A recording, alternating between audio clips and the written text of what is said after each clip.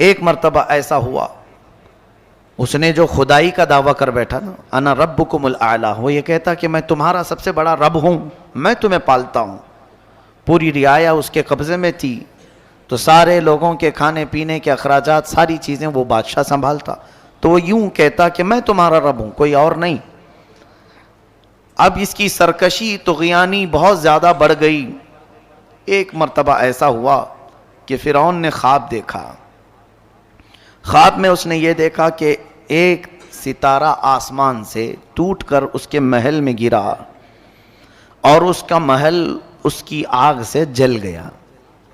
ख्वाब में देखा था। वो घबरा गया, सुबह काहिनों को बुलाया पूछने के लिए ख्वाब की ताबीर क्या हो सकती है। तो एक बड़े नजूमी ने कहा कि अनकरीब तुम्हारी सल्तनत में बनी इसराइल में से कोई एक बच्चा पैदा होगा जो तुम्हारी सल्तनत को हिलाक कर देगा, तुम्हारी बादशाहत को ख़त्म करने का वही सबब बनेगा। तो उसने इस बात को यकीनी तौर पर ले लिया और फिर अमली तौर पर मैदान में यूं उतरा, ऐलान कर दिया, कल से जो भी बच्चा पैदा होगा उसे ज़िंदा नहीं रखा जाएगा।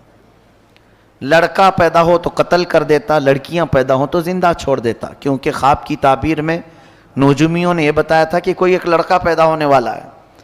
कुरान में अल्लाह फरमाता युज़ब्बिहु अबनाअहुम व यस्तहयी निसाअहुम, बेटों को ज़बह कर देता था और बेटियों को छोड़ देता। खौफ था उसको, तो ये कत्ल का सिलसिला जारी रहा, जो भी लड़का पैदा हो जाए मार डालो।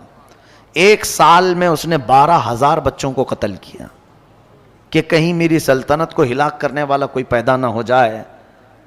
ये कुर्सी का गुरूर ही ऐसा होता है, कुर्सी का नशा ही ऐसा होता है। वो ये सोचता है कि मेरी सल्तनत को कभी जवाल नहीं आना चाहिए, कभी भी इसके अंदर पुरानापन ना आए। इंसान जितना भी कोशिश कर ले, मौत से आज तक कोई जीत नहीं सका। जब ये बात मुसल्लम तौर पर मालूम है तो इंसान को गुरूर और तकब्बुर में नहीं, अपनी कमज़ोरी का एतराफ़ करते हुए आजिज़ी से ज़िंदगी गुजारना चाहिए। रब ताला के हुजूर तुम जितना अकड़ोगे उतना पकड़ होगी। और वही बंदा अगर मौला की बारगाह में ये कहे, बल्कि हुजूर सल्लल्लाहु अलैहि वसल्लम जिनको अल्लाह ने कुल कायनात का इख्तियार देकर के भेजा और ख़जाने पूरे आपको देकर भेजा, वो रसूल जब अल्लाह की बारगाह में यूं कहते हैं, कल्लत हिलती, ए मौला मेरे पास मोर नाचते नाचते जन्नत के दरवाजे की तरफ आ रहा है। आप दोनों भी आगे बढ़ते चले गए, जन्नत के दरवाजे की तरफ चलने लगे। हजरत आदम और हव्वा भी जन्नत के दरवाजे की तरफ जाने लगे। मोर नाचते नाचते जन्नत के दरवाजे तक ले आया। अब मोर ने शैतान से सांप को मिलवाया। शैतान ने सांप से कहा, यार मुझे जन्नत में पहुंचा दे किसी तरह। सांप ने कहा, भाई जन्नत में नहीं पहुंचा सकता मैं तुझे। शैतान कहने लगा, तेरी मेरी यारी है, तेरी मेरी दोस्ती है, कुछ तो दोस्ती का लिहाज कर, ख्याल कर, मैं तेरा पुराना दोस्त हूँ, मुझे जन्नत में पहुंचा दे। अल्लाहू अकबर कबीरा। शैतान ने सांप को बहका लिया। सांप कहने लगा, कैसे पहुंचाऊंगा? दरोगे जन्नत देख रहे, रिजवान देख रहे, कहने लगा, तरीका मैं बताऊंगा, बस तू मुझे जन्नत में मेरे तरीके के हिसाब से पहुंचा दे। अल्लाहू अकबर। गौर करो मेरे अजीजों, सांप ने कहा, क्या तरीका है? शैतान कहने लगा, तरीका ये है, तू अपना मुंह खोल दे, मैं तेरे मुंह के अंदर बैठ जाऊंगा, तू मुझे इस तरह छुपा के जन्नत में दाखिल कर देना। परवरदिगार आलम खालिक कायनात ने जब हजरत आदम अलैहिस्सलाम को पैदा किया, तुम्हारे मेरे बाप, सारी कायनात के बाप जनाबे हजरत आदम अलैहिस्सलाम नस्ल इंसानी के बाप हैं। अल्लाह ने पैदा किया तो फरिश्तों को हुक्म दिया, व इज़ क़ुल्ना लिल मलाइकति इस्जुदू लि आदम फसजदू इल्ला इब्लीस। परवरदिगार ने फरिश्तों को हुक्म दिया, आदम को सजदा करो, आदम के सामने झुक जाओ। अल्लाह ने फरिश्तों को हुक्म दिया, मेरे आदम को सजदा करो। ये सजदा सजदे ताज़ीमी था। अल्लाह के सारे फरिश्ते आदम अलैहिस्सलाम को सजदा करने लगे। सारे फरिश्ते सजदा रेज हो गए, एक ने सजदा नहीं किया इल्ला इबलीस। कुरान ने कहा इबलीस ने, शैतान ने सजदा नहीं किया। अल्लाह का हुक्म नहीं माना तो क्या नतीजा निकला? परवरदिगार आलम ने मरदूद बना दिया, शैतान बना दिया। हालांकि पहले बड़ा इबादत गुजार था, नाम अज़ाज़ील था, फरिश्तों के साथ रहना सहना था। और बाज उलमा ने फरमाया, बाज मुफस्सिरीन ने फरमाया मुअल्लिमुल मलकूत था, फरिश्तों को पढ़ाया करता था।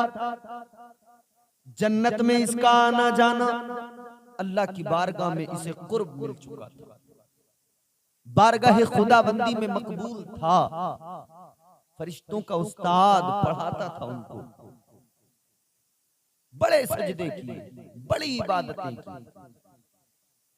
फरमाया गया शैतान ने इतनी इबादत की, इतने सजदे किए, अगर शैतान के सजदों को रूए जमीन पर फैला दिया जाए, सारी जमीन इसके सजदों से भर जाए, जमीन पर एक तिल रखने बादशाह के दरबार में थी, वो सबसे अफजल हो गई। जब सबसे अच्छी हो गई, बादशाह ने उन्हें सबके ऊपर निगरां मुकर्रर कर दिया। तो जितनी पहली पुरानी औरतें थी, इनको हसद बड़ी जल्दी हो जाया करता है। कहने लगी अच्छा हम इतने दिन से काम कर रहे हैं और ये 4 दिन से आई है एक बच्ची, ये हमारे सरों के ऊपर मुकर्रर कर दी गई। उन्होंने प्लानिंग की कि किसी तरीके से इस बच्ची को यहां से निकाला जाए। अल्लाह अकबर। फिर क्या किया, बादशाह के दरबार का हार चुराया, हार की चोरी बच्ची के ऊपर लगा दी। जब बच्ची पे हार का इल्जाम लगा, बादशाह ने बच्ची को तलब किया, कहा तुझ पे ये इल्जाम है, तूने मेरा हार चुराया है, तेरे पास कोई गवाह है? बच्ची कहने लगी मेरे पास तो कोई गवाह नहीं, मेरी सफाई का कोई गवाह नहीं। कहा चोरी के गवाह कौन है? जिन औरतों की प्लानिंग थी उसको निकलवाने की, वो खड़ी हो गई, मेरे सामने चुराया है, मेरे सामने चुराया है। अल्लाह अकबर। बच्ची की तरफ बादशाह ने देखा, कहा है कोई सबूत तेरे पास सफाई का? बच्ची की आंख में आंसू आ गए। अब वो सफाई में किसे पेश करे, मगर वो परेशान नहीं थी, आंख में आंसू जरूर थे। बादशाह ने कहा उठा के इसे कैद में डाल दो और 8 दिन के बाद इसे सजाए मौत दे दी जाए। अल्लाह अकबर। बच्ची को उठाया गया, कैद के अंदर डाल दिया गया। एक दिन गुजरा रोते रोते, दूसरा दिन गुजरा रोते रोते, तीसरा दिन गुजरा रोते रोते। बच्ची को याद आया, कह रहे एक दिन बाबा मिले थे जिन्होंने कलमा पढ़ाया था और ये कहा था पीर वो होता है जो मुसीबत के वक्त काम आया करता है। बच्ची रो के कहती है बुखारे वाले बाबा, तूने कहा था मुसीबत में काम आऊंगा, आज देख मैं मौत के करीब जा रही हूँ, बता तो सही तू कब आएगा? जब तीसरा दिन भी गुजर गया, चौथा दिन भी गुजर गया, लेकिन कोई नहीं आया। 8 दिन गुजर गए। अल मुख्तसर के वो वक्त भी आया जब बच्ची को किले के ऊपर ले जा करके दीवार से नीचे धक्का देना था। आ गए फौजी, बच्ची को पकड़ा, लेकर के चलने लगे। बच्ची मुड़ मुड़ के किसी का रास्ता देख रही थी। सिपाहियों ने कहा बता तो सही किसकी राहें तक रही है, किसका रास्ता देख रही है? 8 दिन हो गए, कोई तुझसे मिलने तक नहीं आया, तू किसको देख रही है? बच्ची ने रो के कहा था कोई तो मेरा भी है जिसकी मैं राहें तक रही हूँ, कोई तो मेरा भी है जो मुझसे वादा करके गया था। अल्लाह अकबर। बच्ची ने पैरी चलना शुरू की है, चलती जाती, रोती जाती, रुख बुखारा की तरफ करती, कहती जाती बुखारे वाले बाबा कहीं देर ना हो जाए, कहीं देर